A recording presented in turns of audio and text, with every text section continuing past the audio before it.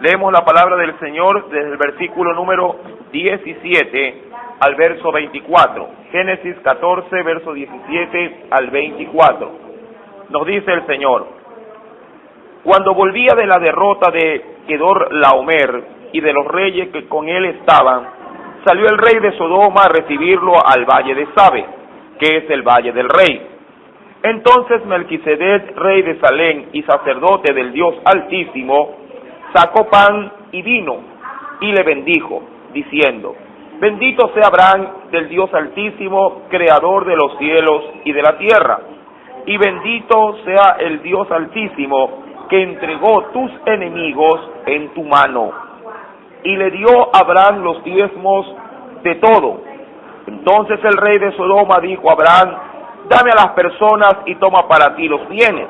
Y respondió Abraham al rey de Sodoma: He alzado mi mano a Jehová, Dios Altísimo, creador de los cielos y de la tierra, que desde un hilo hasta una correa de calzado, nada tomaré de todo lo que es tuyo, para que no digas: yo enriquecí a Abraham, excepto solamente lo que comieron los jóvenes y la parte de los varones que fueron conmigo, esto es Aner, Escol y Manré, los cuales tomarán su parte. Amén. Vamos a orar en esta preciosa mañana y a poner esta enseñanza en las manos de nuestro Dios. Amado Dios y buen Padre Celestial, te damos gracias, Señor, nuevamente porque nos has permitido estar aquí en tu casa de oración. Permite, mi Dios, que sea, Padre, tu palabra la que nos enseñe, la que pueda guiarnos a lo largo, Señor, de la Escritura. Y no solamente a nosotros, sino también, Señor, a las demás clases, a los niños que están en las diversas, Dios mío, clases de la escuela bíblica dominical. Mi Dios, permite también que sea tu Espíritu, Señor, hablando conforme a nuestras necesidades espirituales. Y lo que es mejor, mi Señor, que podamos ponerlo en práctica, Señor, todos los días de nuestra vida. Padre, he ahí, Señor, nuestra petición y esperamos en ti, Señor, que seas presto para poderla poner en obra en nosotros. En el nombre de Jesús, amén y amén. Bien, mis amados hermanos, vamos a continuar con el estudio del libro del Génesis, capítulo número 14, verso 17 al versículo número 24. Haciendo una pequeña síntesis de lo que se analizó la clase anterior, usted recordará que se estaba hablando de un precioso tema. ¿Cuál era ese? ¿Cuál era? ¿Cuál era ese preciosísimo tema que usted quiere que se vuelva a repetir o se vuelva a remarcar? Porque eso básicamente vamos a hacer hoy día. Vamos a remarcar la enseñanza. Ajá.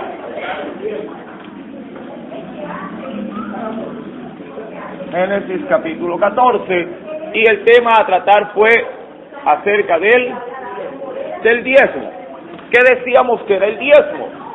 Que era la 10ª parte de todo lo que en este caso Abraham poseía. Recuerde que, tal cual como lo enseñamos la clase anterior, acerca de este punto que es muy importante en la vida de un cristiano, el diezmo, mi amado hermano, nace básicamente de un corazón agradecido para con su Dios, ya que usted recordará que se lo había mencionado, que bajo los tiempos de Abraham, la ley mosaica todavía no existía, amén, el Pentateuco como tal no había sido escrito todavía, así que Abraham hace algo sin ley, es decir, no está obligado a hacerlo, pero sin embargo lo hace. Amén. Eso es importante considerar en la vida de Abraham. Versículo, venga por favor conmigo, número 18 del capítulo 14, se habla acerca de ¿quién? De Melquisedec. ¿Quién se decía que era este? Era el rey de Salem, lo que se podría considerar en la actual Jerusalén también. Versículo 18 dice rey de Salem, pero también era sacerdote del Dios Altísimo. Recuerde las dos dignidades que tenía este hombre, era rey y también era un sacerdote. Cosa curiosa, tal como lo analizamos la clase anterior, este rey, este Melquisedec, asimismo no tenía orden bajo la línea de los levitas, que era la tribu indicada para sacar de ahí a los sacerdotes. Más sin embargo, siendo prácticamente un desconocido, el Señor tomó a este hombre como instrumento en su tiempo, en el tiempo de Abraham, no solamente para ponerlo como rey, sino también como sacerdote. Si un sacerdocio o un sacerdote ministra las cosas de Dios, es decir, que él está como una especie de intermediario. Sí, yo no sé si usted ha escuchado en términos de catolicismo este término, un vicario. ¿Usted ha escuchado alguna vez? Sobre todo esto se lo suele designar al Papa. Dice, él es vicario de Cristo, que eso en buenas palabras es, sí, no necesariamente, un intermediario, sí, un intermediario o alguien que supuestamente Dios levanta para que lo represente. Ahora, diría yo que Melquisedec era un vicario. Sí, era un vicario, un representante. En ese entonces no se sabía nada de Jesús. En ese entonces no se sabía nada del sacerdocio y había solamente, sí, un representante, un vicario. Solamente, cuidado, se va a confundir, no quiero inducirlo al catolicismo, solamente estoy utilizando un término como tal. Amén. Con el único propósito de poder comprender y al mismo tiempo despejar dudas con respecto a este término. Ahora, en la actualidad, ¿se puede utilizar el término vicario? Bueno, sí se la puede utilizar, pero el vicario ahora podría, por decirlo de alguna manera, sí, de Dios en la tierra, ¿quién es? ¿Quién es? ¿Quién? ¿A quién dejó el Señor? Al Espíritu Santo. El Espíritu Santo. Amén. A diferencia de la creencia católica, que el vicario de Cristo es ¿quién? El Papa. Sí, nosotros podríamos decir en buena ley que el vicario realmente en este caso para estos tiempos, sí, de los hombres vendría a ser el Espíritu Santo, ya que el Señor Jesús dijo que no nos dejaría huérfanos, sino que enviaría ¿a quién? A un consolador, y eso refiriéndose al Espíritu Santo. Pero bueno, simplemente he hecho una acotación a manera de información, nada más. Ahora bien, Melquisedec era un representante, era rey y era sacerdote. Era rey y era sacerdote. Versículo número 18. Entonces Melquisedec, rey de Salem y sacerdote del Dios Altísimo, sacó pan y vino y le bendijo, ¿verdad? ¿A quién? A Abraham, diciendo: bendito sea Abraham del Dios Altísimo, creador de los cielos y de la tierra. Y bendito sea el Dios Altísimo que entregó tus enemigos en tu mano. Es decir, que atribuía la victoria de Abraham. ¿A quién se la atribuía? Se la atribuía a Dios, amén, al Dios Altísimo. Ahora bien, ¿qué hizo como consecuencia Abraham? Versículo número 20. Y le dio a Abraham los diezmos de todo. Y aquí nos quedamos básicamente la semana anterior. Y Abraham le dio los diezmos de todo. Ahora, ¿cómo así le dio el 10%? ¿Por qué no le dio el 20%? ¿O por qué no le dio el 5%? ¿Ah?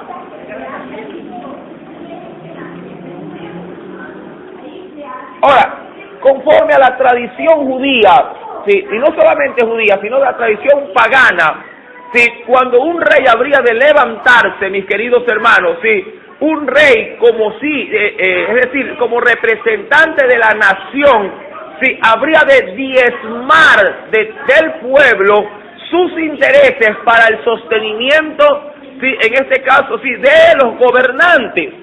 Es necesario entender que esta costumbre del diezmo no nace básicamente como una ley, diría yo, religiosa, sino como una ley en cuanto a la administración del Estado.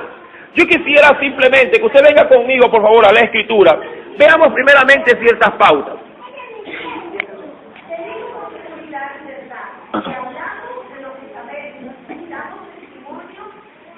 En la primera carta de Samuel, sí, primera carta de Samuel,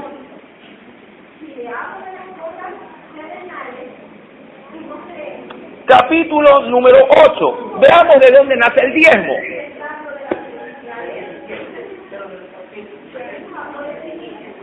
Primera carta de Samuel, capítulo número 8. ¿Lo tiene? Perfecto. Veamos qué nos dice la Escritura. Vamos a leer desde el versículo número 1 en adelante. Vamos a tener una lectura comprensiva. ¿Ya lo encontró? Aconteció, recuerda, antes de leerlo, ahí hay un prefacio. ¿Qué dice ahí? Israel pide rey. Amén. Es decir, que quiere ser gobernado, sí, como todas las naciones, porque antes Israel no tenía rey. Quien lo gobernaba de manera directa era Dios, y Dios le levantaba así representantes a manera de profetas o sacerdotes o jueces para poder gobernar humanamente, por así decirlo, terrenalmente a su pueblo. Bien, versículo 1. Aconteció que habiendo Samuel envejecido, el cual era obviamente un profeta, puso a sus hijos por jueces sobre Israel.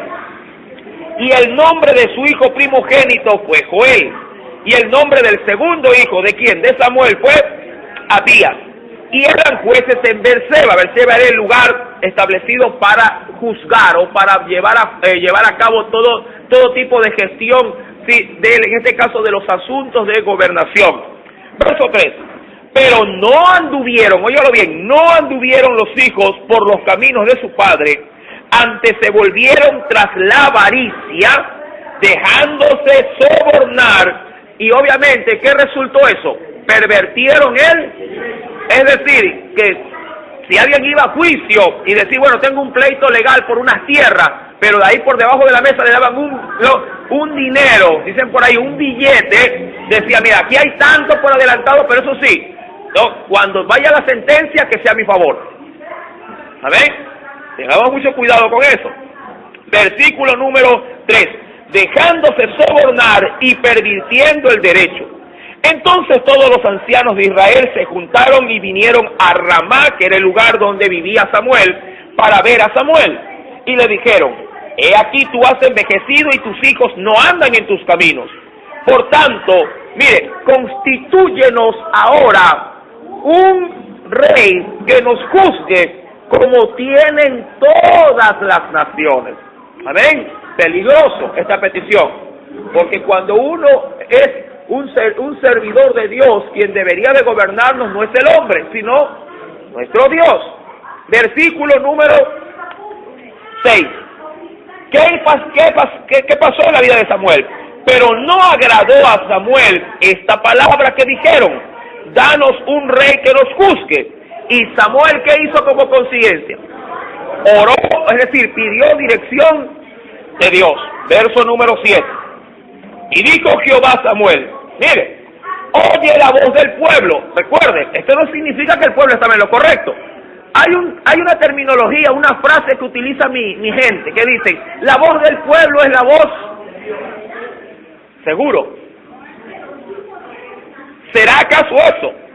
Yo sí creo que el pueblo tiene los mandatarios que se merecen. Y cuando a veces el pueblo dice, ¡ay, qué malo ese presidente! Usted mismo lo puso ahí. Tenemos lo que merecemos. Es como cuando usted se casa. Tiene el marido que usted se merece. Tiene la mujer o la esposa que usted se merece. No se me queje mañana. Usted tiene lo que merece. Sí, porque cuando Dios escoge y Dios elige, Él da lo perfecto. Amén. No se me queje. ¡Ay, ya me ha salido mal lo que está diciendo, que me pega! Bien hecho. Usted lo eligió. Aguante ahora. Doble rodilla para que el Señor transforme esa vida. Pero usted tiene lo que merece. El pueblo tiene lo que merece. A ver, ay, que los impuestos que sacaron, usted votó, usted lo eligió. Ahora aguante. No queda de otra. Ahora, dice ahí el Señor, versículo número 7. Estamos matando dos pájaros de un tiro, ¿no? Como hay próximas elecciones, ya vaya sabiendo. Ore primero y luego sufrague. Amén. Y dijo Jehová a Samuel, oye la voz del pueblo en todo lo que te digan, diría Samuel Chuti que el pueblo tiene razón, porque no te han desechado a ti. ¿Por qué? Porque Samuel era el que representaba a Dios en ese momento, sí, a Dios en la tierra, en su pueblo. No te han desechado a ti, sino a mí me han desechado para que no reine, ¿quién? Yo, Jehová, dice, sobre ellos. Si los hijos de Samuel estaban chuecos, ¿qué debió haber hecho el pueblo? Colocar a otros jueces o a otros sacerdotes, ¿verdad? Para que los puedan liderar conforme a las leyes divinas, pero no, buscaron la salida más rápida. Vámonos como las otras naciones. Perfecto. Versículo, avanza un poquito, por favor. Versículo número 9. Ahora pues, oye su voz, mas protesta, dice aquí, solemnemente contra ellos, y muéstrales cómo les tratará el rey que reinará sobre ellos. ¿Saben? Pidieron rey, perfecto, toma rey, pero antes de que te gobierne, debes de saber algo. Amén. Amén. Es como cuando usted se va a casar. ¿Con quién se va a casar? Si es una chica inconversa, y aún si es cristiana, pero no buscadora de Dios, yo desde ya te anticipo que tu vida va a ser, sí, en cuanto al matrimonio, una vida de espina, amado hermano, para ti. Te lo aseguro, te lo garantizo y te lo firmo. Ahora, dice ahí, versículo número 10, y refirió Samuel todas las palabras de Jehová al pueblo que le había pedido rey. Dijo pues, así hará el rey que reinará sobre vosotros. Tomará vuestros hijos y los pondrá en sus carros. Es decir, lo primero que va a hacer es a reclutarte gente. Es decir, que a tu familia te la va a separar. Es lo primero que va a hacer este rey, que a tu familia te la va a dividir. ¿Qué más? Versículo número 11. Y los pondré en sus carros y en su gente de a caballo, para que corran delante de su carro. Es decir, a él le van a dar servicio y protección. A ti no. Verso 12. Nombrará para sí jefes de miles y jefes de cincuentenas, y los pondrá a sí mismo a que aren sus campos y cieguen sus mieses, y a que hagan sus armas de guerra y los pertrechos de su carro. Es decir, no solamente que te va a dividir la familia, sino que ya no te van a servir a ti, sino que ahora le van a servir a él o a otro. ¿Amén? Pero eso, es decir, tú no te vas a aprovechar de alguna manera, ¿sí?, de los beneficios de tu familia, de tus hijos. Verso número 13. Tomará también, ¿qué dice? A vuestras hijas, para que sean perfumadoras, cocineras y amasadoras, lavanderas y todo lo demás, ¿no? Sí, miren cómo está el asunto. Asimismo, tomará lo mejor de vuestras tierras. ¿Dónde viven los que están en el poder? ¿Dónde viven? En mansiones. ¿Dónde vive usted?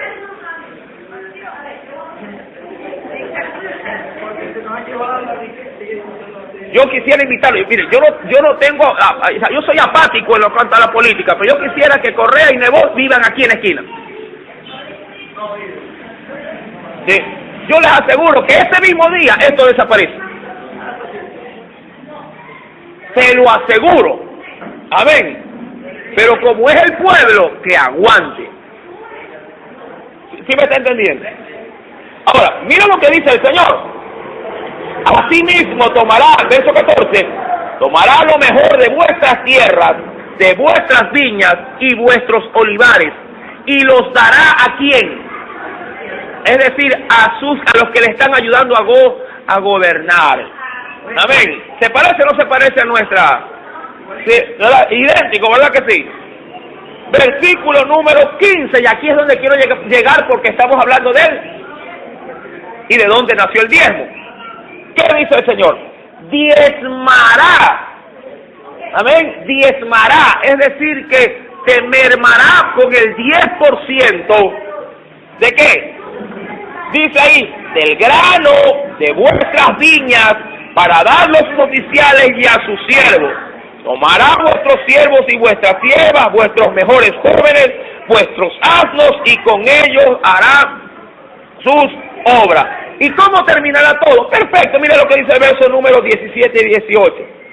Diezmará también vuestros rebaños, y seréis sus siervos, y clamaréis aquel día a causa de vuestro rey que os habréis elegido, mas Jehová no os responderá en aquel día. ¿Cuánto dice que se vaya tal o cual mandatario? Que ya, Señor, sácalo. Salado, dice el Señor, te fregaste. Tú lo elegiste, tú lo aguantas ahora. ¿Verdad? Dice, vas a clamar a mí, dice ahí, dice no. ¿Y qué hará Dios? Yo no te voy a oír. Tú lo pusiste, ¿verdad? Tú te aguantas ahora. Tú le elegiste, ahora te aguantas. Tú te casaste, ahora la soportas. Sí, a mí no te me vengas a quejar, dice Dios. Perfecto. Ahora, recuerde, ¿dónde aparece aquí en estos términos el asunto del diezmo? Sí, con respecto, sí, a lo que era ya en sí mismo, en ese sentido, la parte del gobierno.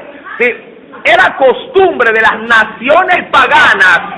Recuerda que Dios les está anticipando lo que hacían los otros reinos. Era costumbre de que cuando los imperios se levantaban y regían una nación o muchas naciones, ellos exigían, no era voluntario, era una exigencia, una demanda. Tenían que darle a su rey y a todo el gobierno de su reino, sí, el diezmo de todo. Esa costumbre, sí, que se tenía para con, diría yo, los hombres, sí, se adopta dentro de qué cosa, del orden religioso. Amén. Por eso es que Abraham luego, sí, de esa práctica ya estaba en los tiempos de Abraham. Recuerde que cuando Abraham salió de Ur de los Caldeos, las naciones no estaban despobladas, habían habitantes. Y inclusive hemos visto en la historia de todo el Génesis capítulo 14 que se levantaron reyes, ya habían por ahí guerra entre reyes. Amén. 5 contra 4, recuerde, esos fueron los que saquearon Sodoma y Gomorra. Estos reyes, ¿cómo se mantenían? ¿Cómo se sustentaban? Porque el pueblo daba los diezmos, sí, a sus gobernantes, de todo lo que tenían. Ahora, esa misma costumbre, Abraham la adoptó, pero para no dársela al hombre, sino para dársela a su Dios. Y ahí viene el diezmo. Este asunto de diezmar viene de una costumbre, si bien es cierto, pagana. Mucha gente sataniza cosas paganas en la iglesia. Sí, cuidado, me va a malinterpretar. Poner cosas mundanas en la iglesia es pecado. Pero hay costumbres en el mundo que son muy buenas que hay que adoptar dentro de la iglesia. Sí, creo que estoy siendo claro y está grabado para que no vaya a haber malas interpretaciones. Repito, sí, tomar cosas paganas del mundo e introducirlas en la iglesia es pecado. Amén. Pero hay costumbres fuera de la iglesia que son muy buenas y que deberían de adoptarse dentro de la iglesia. Amén. Por ejemplo, una buena costumbre, saludar. Amén.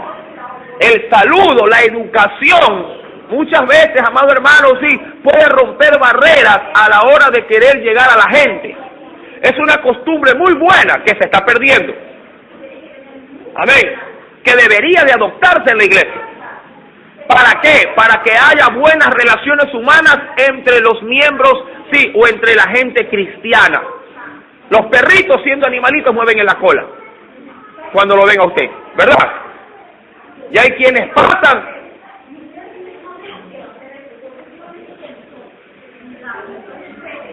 hay que saludar. Usted se queja del muchacho, ese yo malcriado, ¿y usted? ¿Y usted? Saluda. Es ordenado. Se tiene que entender, sí, que hay cosas que debemos de aplicarlas, siempre y cuando sean cosas buenas, obviamente, ¿no? Cosas loables. No va a tratar, obviamente, de mundanalizar a la iglesia, cuidado. Simplemente hablo de las cosas que son dignas de ser rescatadas, que sí se pueden bien, ¿verdad?, llevar a cabo dentro de una iglesia.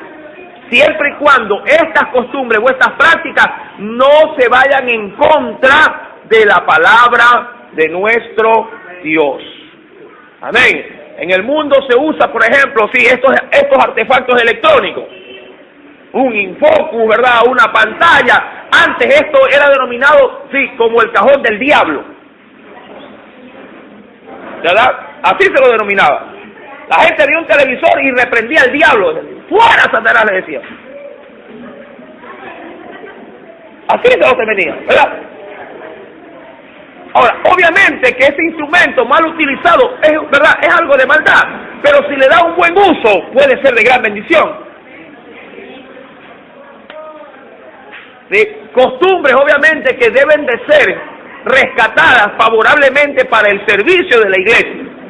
Amén. La tecnología avanza, ¿sí? Pero obviamente uno debe de saber hasta dónde uno debe de llegar. Amén. Ahora bien, si está claro este asunto, si tiene alguna pregunta, por favor, alce su mano y pregunte, no se vaya con la duda. Amén. ¿Sí? ¿Está clara la enseñanza hasta aquí?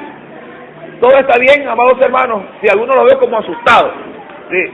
No se preocupe, ¿sí? Pregunte. ¿Cuál era el motivo que decían al televisor que ese era el cajón del Ya. diablo? Así le decían, sí. Sí. Así es, simplemente porque en ese entonces, cuando el televisor comenzó a hacerse, diría un poquito más público, ¿no? Comenzó a circular entre la gente. Sí, el televisor se decía que era simplemente una distracción para la gente. Sí, y obviamente se descuidaban cosas espirituales como la oración, cosas como la lectura bíblica, la gente comenzaba a quedarse a ver programas, ya no iba a las iglesias, entonces digamos que sí que se lo trataba de relacionar como una distracción del mundo. Y todo esto, sí, hasta cierto punto, sí tenía cierta razón, hasta cierto punto. Pero la iglesia, cuando comenzó a ver la tecnología, no como una piedra de tropiezo, sino como un aliado, comenzó a utilizar el cajón del diablo. Comenzaron a aparecer, ¿verdad?, emisoras cristianas, programas cristianos, sí, y cosas semejantes. Claro, también que comenzó a utilizarse este cajoncito, ¿para qué? Para proyectar películas pornográficas, para hacer maldades, para aprender delincuencia y tanta otra cosa. Aparecieron novelas y tanta cosa que las hermanas están ahí.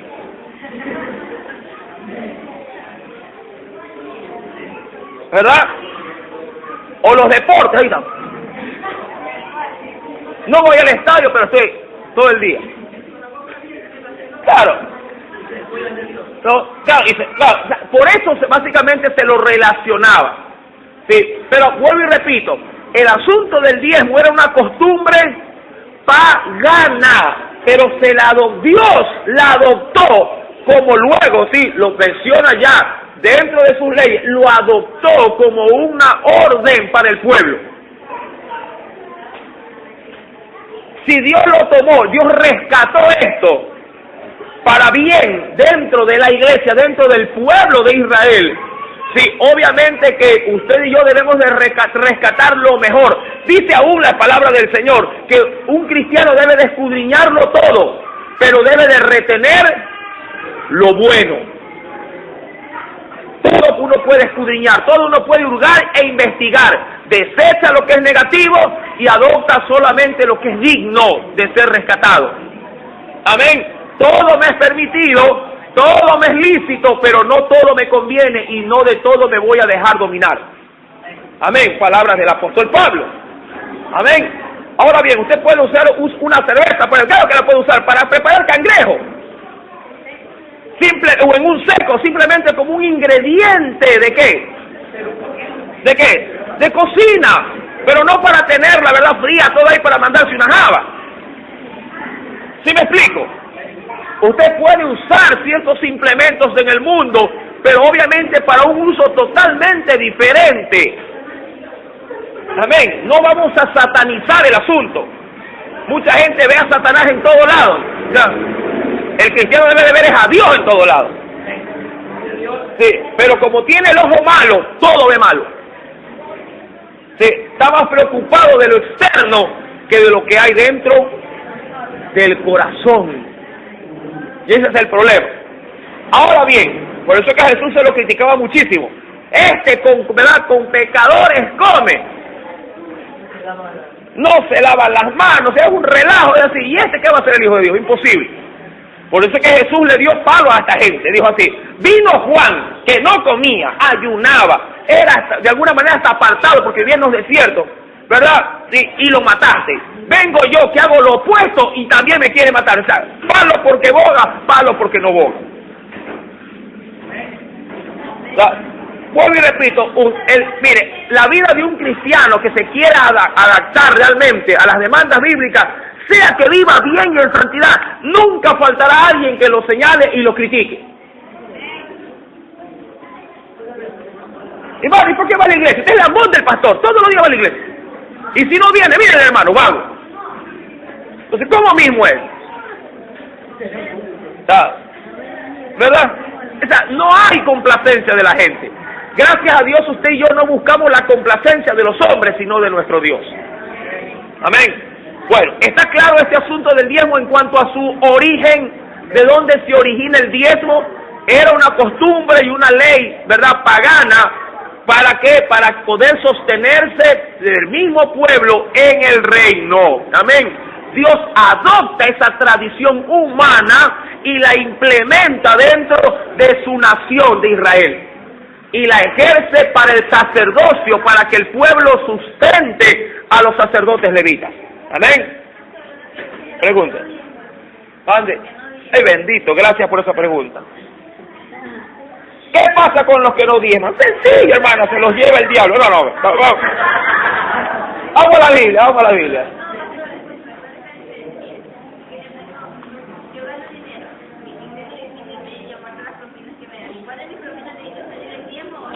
Bueno, vamos a la Biblia. Bueno, si vemos en Génesis como primera pauta, dice ahí que Abraham dio los diezmos de todo.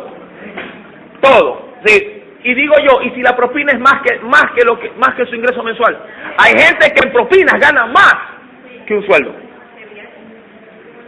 ¿Sí? Vamos a la escritura. De hecho, nos quedamos en cierta pauta del libro de Malaquías. Amén. Es que con este tema hay que dar por lo menos hasta fin de año. Hay que aprovechar, hay que explotarlo bien. Casi no hablamos de dinero en esta iglesia, pero cuando sale hay que darle, como piñata en fiesta. Malaquías capítulo 3. Ya lo habíamos hablado hasta la mitad, pero vamos a continuar. Verso 9. Ya los primeros versículos ya los leímos, el 6, el 7 y el 8 ya lo habíamos analizado. Malaquías capítulo 3, verso 9. ¿Qué pasa o cómo, en qué concepto te tiene Dios cuando no diezma? Sencillo. Ya por ahí te puedes ir asustando. Ya por ahí te puedes ir medio espantando. ¿En qué concepto te tiene Dios si no diezma? Sencillo, dice el verso 9, malditos sois con maldición. De entrada, ¿cómo Dios te trata? Como un maldito. Yo creo que es un término bastante fuerte. Sí. Imagínense que un padre le diga a un hijo, eres un maldito. O un hijo le diga a su padre, te aborrezco, ¿sí? Maldito. ¿Cómo usted asumiría estas palabras? ¿Con agrado? ¿Ah? Demasiado fuerte. Dice, insúltame a la madre, pero no me digas ese término. ¿Verdad? Un término muy fuerte, pero que Dios lo usa, ¿para qué? ¿O con qué objeto? Para que usted y yo entendamos la magnitud, amén, de cuando alguien quiere perjudicarle a Dios con lo que Dios ya nos dio. Recuerda que Dios no te pide nada de lo que Él primeramente no te ha dado. Amén, ¿sí estamos claros? Dios no te pide nada de lo que previamente Dios no te haya ya dado. Dios te pide el diezmo de lo que Él ya te dio, no de lo que te va a dar.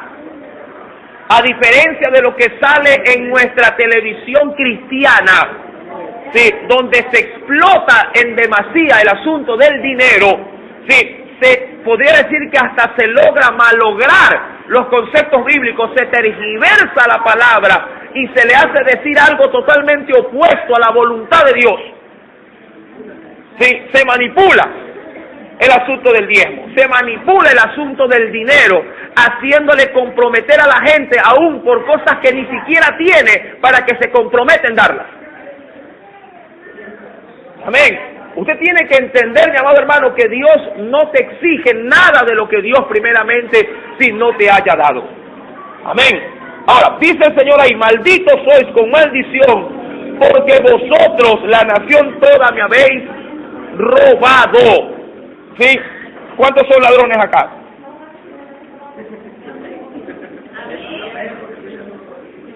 La verdad que sí. Hay que, si usted se pone una mano en el corazón y otra en la billetera, sí, podríamos entrar en esa jerarquía. Dice ahí, verso 10, ¿cómo se debe de llevar a cabo el diezmo? Perfecto, la Biblia sí lo dice. Primeramente, el diezmo, como primer aspecto, debe de ser traído.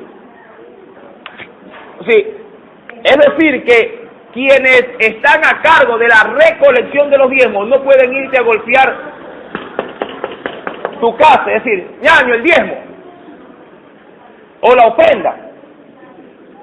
Sí, Dios desea ver que el diezmo sea un acto voluntario. Traed el diezmo, traed. Sí, tú y yo estamos en Dios comprometidos a traerlo. Traed el diezmo. Sí, eso significa que tú lo tienes en tu casa. El diezmo tú lo tienes. Amén. Es decir, que tú ya tienes el diezmo ahí. El problema es que se te hace duro, ¿verdad?, de coger $100. ¿Cuánto es el diezmo de 100? Esto viene a ser el 10%. Si ganas 500, más duro todavía, ¿verdad? Igual sigue siendo 10%. ¿Ah? Mucha gente ha preguntado, hermano, si hago un préstamo, ¿tengo que diezmar? Mucha gente pregunta eso, o suele tener esta duda. No, no se puede dar un diezmo de un préstamo. ¿Por qué? ¿Por qué? No es un ingreso, es una deuda que usted vuelve a pagarla, la devuelve. Sí. Ahora, cuando hay una prestación en función de una bonificación, ¿se debe de diezmar? Sí, porque eso no se lo descuentan. Eso es prácticamente, una ganancia, una utilidad, un beneficio. Sí, un préstamo quirografario se diezma, no. Sí, porque eso usted a la larga otra vez tiene que pagarlo en su totalidad y aún con interés. Pero, acabé el pero, ¿puede, si usted quiere, diezmar de un préstamo quirografario? Sí, si usted quiere. Es voluntario. Amén. Su conciencia no lo deja dormir porque ha prestado, igual quiere diezmarlo, hágalo. ¿Verdad? Dios no se ofende en ese sentido. ¿Verdad? En un fondo de cesantía, claro que sí. Es un beneficio. Es una garantía adicional que se le otorga. Amén. Ahora bien, si en este sentido, el 10% de 100 viene a ser 10. Si usted dice, ay hermano, a mí solamente hoy me dieron $1. ¿Diezmaré de ello? Claro que sí. ¿Cuánto? 0,10 centavos. ¿Un niño puede diezmar? Claro que sí. El problema es que no se le enseña el diezmo desde las criaturas. Por eso es que cuando llegan a viejos, ¿qué van a aflojar, hermano? Para Dios. Si nunca se les enseñó. Usted le enseña a un niño a sumar, a restar, a multiplicar y a dividir para que cuando sea viejo nadie lo estape. Para que cuando él pague algo y le diga es tanto, él sepa cuánto tiene que recibir a lo que hace la resta. Dice, es 17,50 y paga con uno de 20. ¿Qué hace el muchacho? 2,50 de vuelta, ¿verdad que sí? Y ¿verdad? Lo ejercita y obviamente también lo hace y obtiene la diferencia. El problema es que a nuestros hijos no les enseñamos a diezmar. Los muchachos a veces se llevan diario $1, $2. Hay otros que son más avesados, 5, dame 10. Es que tengo que pagar aquí, tengo que ir para allá, ¿sabes? Perfecto, dele. Pero dígale, separa el diezmo. Sí, mi hija siempre dice, bueno, me das $1 para comprar una película, me dice ella. Sí, digo, y el diezmo, ya yo lo saco, pero después me lo devuelve, me dice, para completar la película. A la larga yo termino pagándole el diezmo también. No, pero a ella le hago separar. ¿Ya? Ahora, usted tiene que aprender, mi querido hermano, sí, aprender diría yo, esto no es básicamente una acción de dolor. Esto, amado hermano, para un cristiano debe de ser una complacencia diezmar. Sí, el diezmo debe de ser un acto de alegría. Pregunto, ¿quién no se pone contento cuando se lo invita a comer? Hermano, vamos a comer, bendita, gloria a Dios, Dios. Hermano, vamos a diezmar, gloria a Dios, vamos a diezmar. Vamos a ofrendar, gloria a Dios, vamos a ofrendar. Pero no, la gente ¿qué hace? Uy, la ofrenda, me voy. No, el diezmo ni se diga. Amado hermano, sí, para un cristiano debe de ser un deleite el diezmar. Abraham tenía todo cuanto Dios le había proveído, sí, y él esperó la oportunidad para dar el diezmo de todo. Mire que Abraham pudo bien haber cogido la ofrenda que le iba a dar ¿quién? El rey de ¿quién? De Sodoma. Él había diezmado fuertemente, amado hermano. El diezmo de Abraham para el rey de Salem no era $1, no eran $100 ni $1,000. El mínimo debió haber dado, si quiere hablar más o menos en cifras, el mínimo debió haber ofrendado en ese entonces por lo menos unos $100,000. Porque cuando Abraham salió de Egipto, era riquísimo. Tenía ganado hasta para regalar.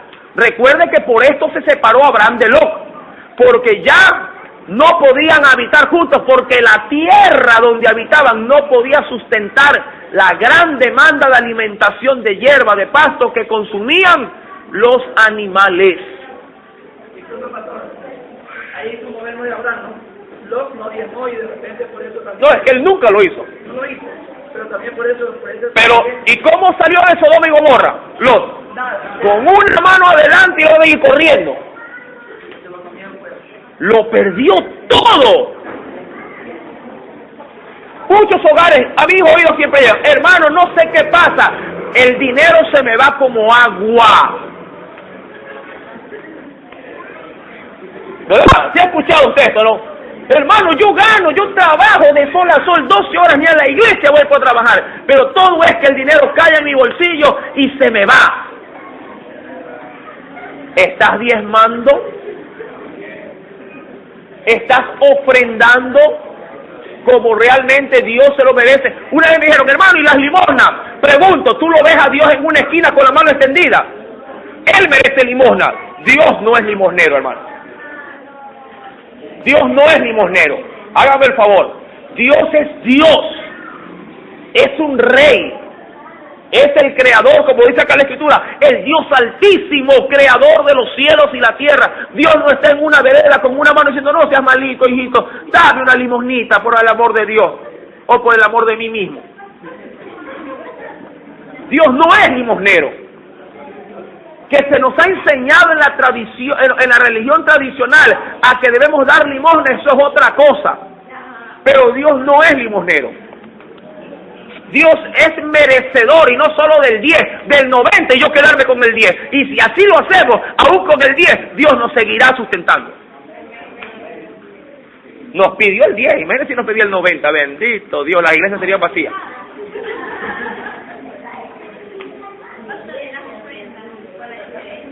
Bueno, la ofrenda es un acto voluntario. La ofrenda no tiene límite. Si se habla en porcentajes, la ofrenda puede superar al diezmo, sino que todo va, sí, yo diría que va en la misma proporción del corazón del hombre. ¿Cómo si? Pregunto, si tú quieres una ofrenda que te identifique, como dicen, ese término utilizan allá en las maratónicas, ¿no? Sí, da una ofrenda que te identifique. Bueno, vamos a utilizar ese término. Pero si tú quieres ofrendar algo digno, sí, ¿cuánto crees tú que podrías tener? Obviamente teniendo, pues no. Teniendo, recuerda, no se ofrenda ni se diezma de lo que no se tiene, sino de lo que Dios a ti ya te proveyó. Claro, no, eso no, es por fechoría. Ellos dicen por fechoría, no por fe. Sí. El que quiere diezmar y ofrendar, si usted tiene su iglesia, tiene su lugar donde se alimenta espiritualmente, ese es su lugar para ofrendar y diezmar. No siembre en otra tierra, amado hermano, sí, siembre donde Dios lo ha plantado. Si usted tiene un hogar, ¿a dónde usted va a llevar los alimentos? ¿Al hogar del vecino? Hay gente que es más ojo, hay gente que es dadivosa con los de afuera. Si algo le pide a la mujer, no tengo. Amén. Cuidado con eso también. Sí. Muchas mujeres dicen, ojalá que mi marido hubiera estado aquí escuchando. Son mano abierta para afuera. Con los amigos gastan. Llegan a la casa, no hay plata. Y afuera vienen gastando 20, 30, 40, 50, hasta $100. Parece mentira, hermano. Mano abierta en el mundo, sí, y tacaños en la iglesia, o tacaños en el hogar. Sí, bueno, después estamos hablando de dinero, bueno. Mire, primicias o cosas semejantes como estas, sí, eran requisitos obviamente para el pueblo de Israel. Sí, obviamente que sí. Sin embargo, no es obligatorio. Sí, no queremos, como decía el apóstol Pablo, no quiero ser gravosos, sí, para con el pueblo. Creo yo, mi amado hermano, que si cumplimos con estos elementos más básicos de ofrendar y diezmar, para Dios es suficiente, amado hermano. La Biblia menciona que cuando su templo fue levantado, ¿verdad? Sí, el pueblo ofrendó, no dio primicia, ofrendó a de tal naturaleza, sí, que tuvo que, en este caso, tuvo Moisés que decirle, pare, ya no más ofrenda, basta, suficiente. ¿Sí? ¿Por qué? Porque el pueblo aprendió, ¿sí?, que había mayor gozo en dar que en recibir. Ahora, el Nuevo Testamento habla del diezmo. Jesús mismo lo dice. Venga conmigo a la Biblia.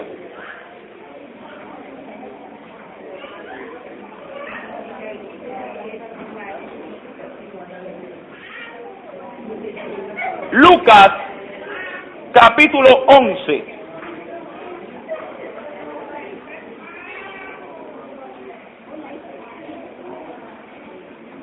Evangelio según San Lucas, capítulo 11.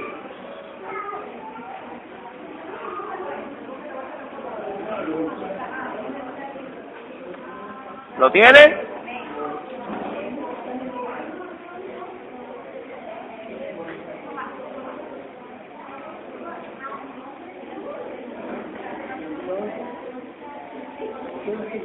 Versículo 37 en adelante, hasta el 42. Ahí vemos de manera directa el diezmo. ¿Lo tiene ya? Perfecto. Luego que hubo hablando Jesús, obviamente, le rogó un fariseo, uno. Recuerde que el fariseo era un servidor religioso, sí, que tenía en alto la ley de Moisés y los profetas. Le rogó un fariseo que comiese con él, es decir, que lo invitó a la casa. Y entrando Jesús en la casa, se sentó a la mesa. Amén. El fariseo, cuando lo vio, mire, es decir, que el fariseo cuando le invita, no solamente que le invita a comer, sino que lo invita ¿con qué objeto? ¿Para qué? para ver cómo él se desenvolvía, aún en los más mínimos detalles, para el cumplimiento riguroso de la ley. Como muchos hermanos andan cazando a los hermanos. Dice, entran a los restaurantes. Dice, mire, no oró el hermano, no oró. Andan a la cacería. En eso se fijan, pero no se fijan que ellos en el hogar le pegan a la mujer. Ahí no se fijan. Amén. Ahí están callados. Se fijan en estos detalles y no se fijan en lo más, amado hermano, lo más sublime, que es el amor, el perdón al prójimo. Lleva la Biblia, pero no llevan el corazón dispuesto. Vienen con Biblia, pero cuando escuchan de la palabra, la Biblia no les hace nada en el corazón. Amén. Mire, ojo con eso. El fariseo, cuando lo vio, se extrañó de que no se hubiese lavado antes de comer. Ahora pregunto, ¿Jesús conocía estas normas rigurosas de la ley? ¿Las conocía o no las conocía? Claro, pues hermano, si él mismo había dado la ley al pueblo desde el monte Sinaí. Si él era Dios, pues hermano, el autor de la palabra. Pero el Señor le dijo, obviamente conociéndole qué cosa, el corazón. ¿Qué le dijo?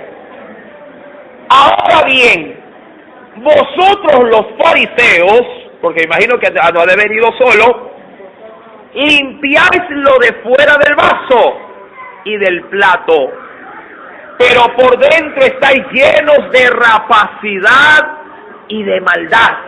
Y ahí está el problema. Verso número 40. Necios, el que hizo lo de fuera. ¿Quién hizo lo de fuera, hermano? Dios. ¿No hizo también lo de adentro? Amén. Verso 41, y aquí está el asunto. Pero dad limosna, y nuevamente lo remarca, ¿de qué cosa se da limosna? De lo que tenéis, no de lo que no tenéis.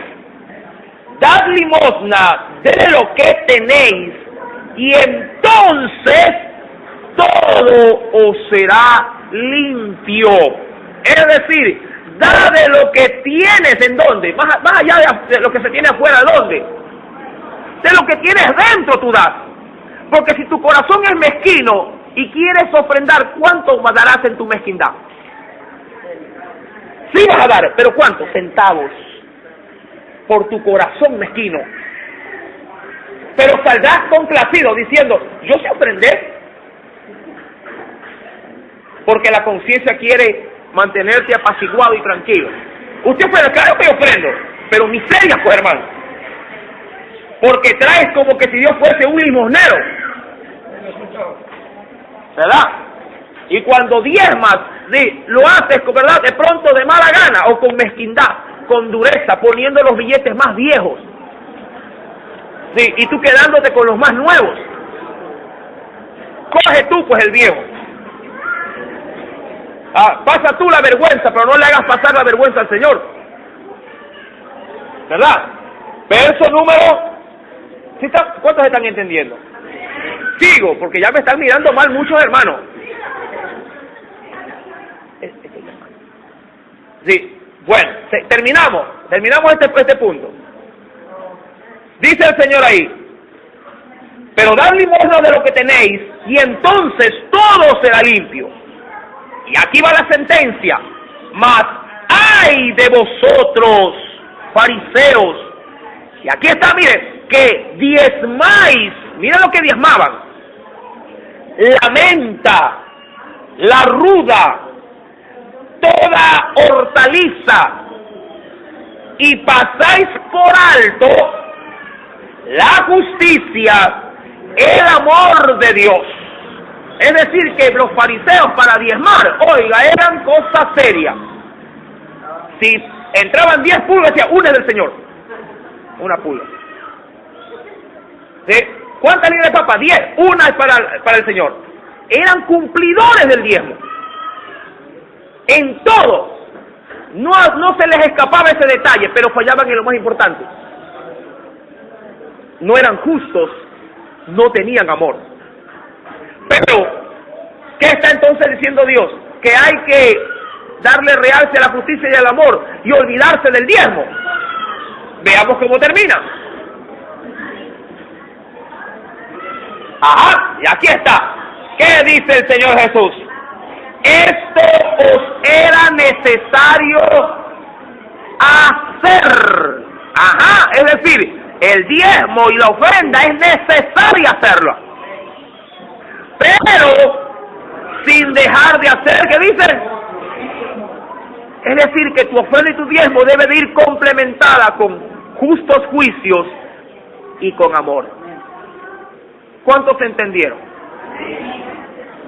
Lo dice la ley, como dicen muchos, eso es de la ley, hermano, sí. ¿Y Jesús por qué lo vuelve a mencionar? ¿Y por qué lo remarca?